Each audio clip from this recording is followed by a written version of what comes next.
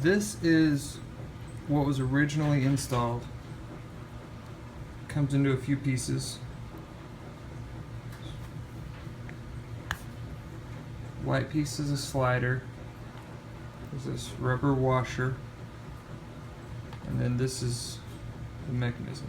You can see it. It's this weird slot action. It looks like just the head of a nail. And